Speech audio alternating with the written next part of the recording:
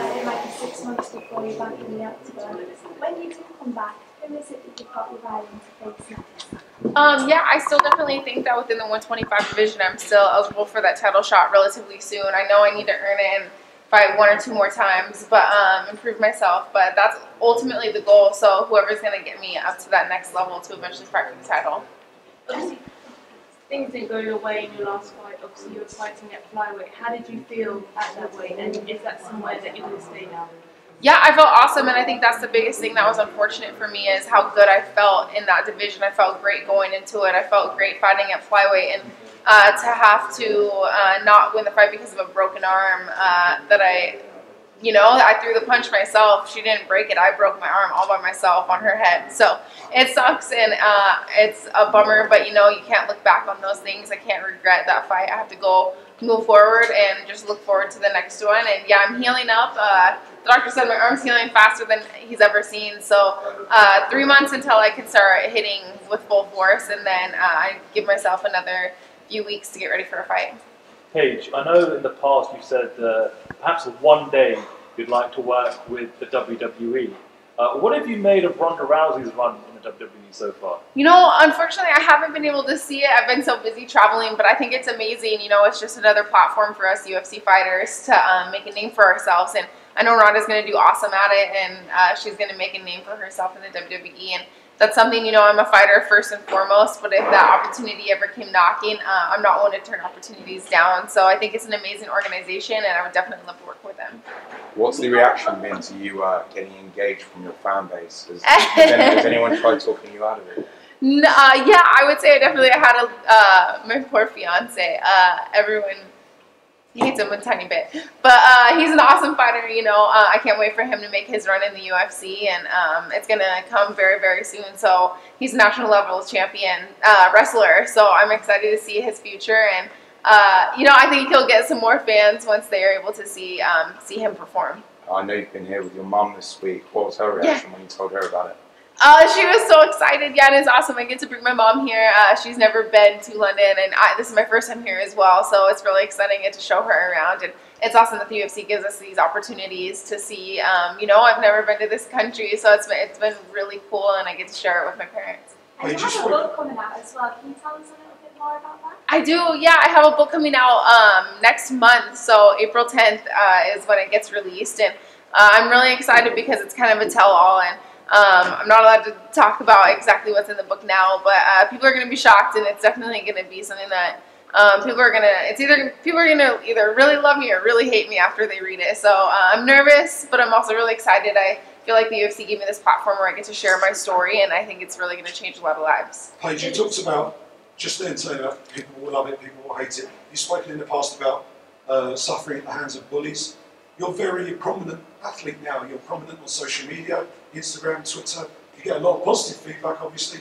You probably get a fair bit of negative stuff as well. How have you managed to deal with that as you've grown up in the octagon and grown up as a professional athlete? Yeah, I like to say that, that it doesn't get to me, or that I'm bigger than the people that are saying these negative things, but I'm not, and I'm still a person, and it still hurts, and it's still awful, and there's a lot of people who post negative things on social media, and I think they forget that us within the UFC or us on a platform, we're still real people, and that stuff still hurts. And I feel like going through everything I went through in high school, all the bullying issues, it kind of did prepare me for this platform to where I do have that thick skin. I can look at it and it won't bother me for quite as long as it would have before. So I think I want to use my platform to just kind of share, my story is, it still does hurt today, but I want to more inspire people to, keep going and not let that negative feedback really hold you back, and, just really chase your dreams.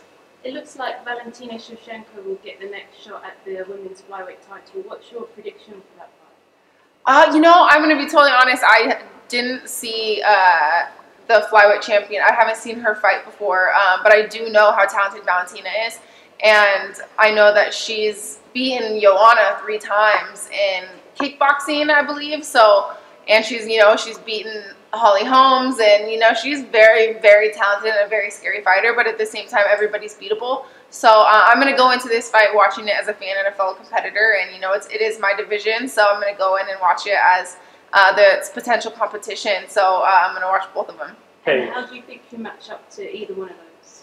You know, it's a good question. Again, I haven't seen the current flyweight champion fight yet. I was unable to watch her title fight. So, you know, it's really just going in there and I watch with an open mind. And then whenever the UFC matches me up with somebody, then I let my coaches make a game plan for me and I move forward from there.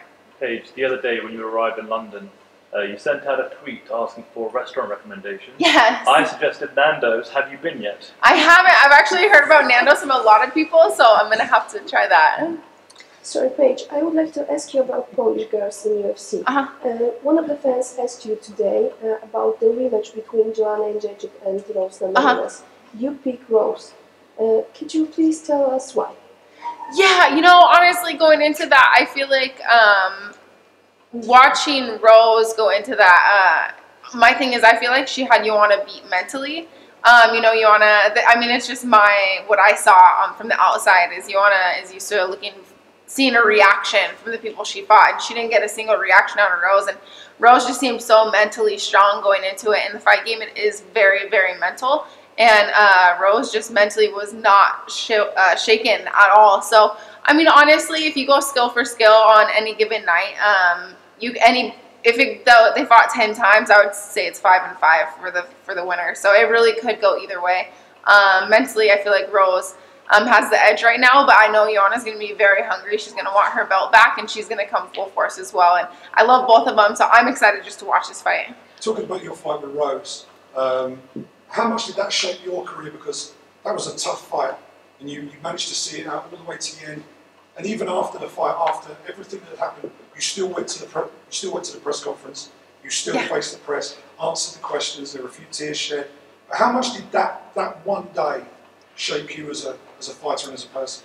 Yeah, it definitely shaped me as a fighter and as a person. You know, I went back into get stitched up right after the fight before we had all the press, and the biggest thing is I just didn't want to see my parents. I knew if I looked them in the eye, I would just start tearing up. So I knew it was part of the job. I knew losses happen. It happens, and you have to move forward from it, and it's not letting that loss define you, and you have to realize that, you know, this is bigger than my purpose in the UFC. It's bigger than just fighting. It's for so much more than that. So you know, fighting her, I learned a lot about myself. I learned that I could go through some very, very deep waters and still come out on top. I also learned to have some amazing fans that I gained from that, and you know, they got to see how tough I was and how I'm here to make a name for myself, and I'm here to fight back. And it was really exciting that I was able to gain so much from that loss. And it's all about moving forward, and people can see how tough I am. But you know, winning does feel a whole lot better. Do you see some other girls outside the UFC that should be fighting in flyweight division?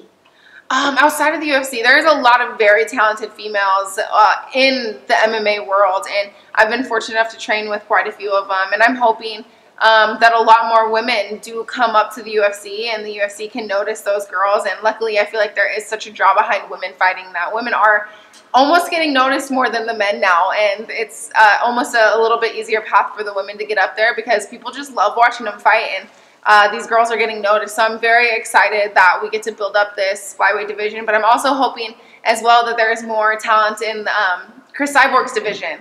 I wonder what's next for her, because I feel like she's the most feared fighter of all time, men and women. So I'm excited to see what's next for her. She said once that she thinks about Bellator because in UFC there is quite no division, flyweight division.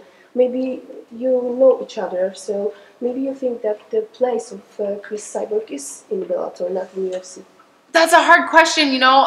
Being a UFC fighter, I like to say that UFC is the end-all be-all, but at the same time, you know, there's a lot of talent in Bellator as well, and so there's a lot of very, very good UFC fighters going to Bellator, and they're really making a name for themselves, and they're becoming a huge, huge organization. So I don't know, and I do think there's not a lot of women out there. I can't think of a single person that could beat Chris Cyborg. I can't think of a lot of men that could beat Chris Cyborg. So I'm just excited to see how far she goes, and I think she could be one of the most belted UFC fighters in the whole world. You're going to experience a British crowd for the first time tomorrow night. Is it on your MMA bucket list to try and fight perhaps in the UK or Ireland, somewhere here in Europe one time in the future? It is now. Gosh, you guys are so passionate about your guys' fighters, and it's awesome to come here and see how you guys reacted, like Darren Till, and it is so different from the States versus here. So it's like, I was like, gosh, I need to have more fans here. I need to come here and really make a name for myself.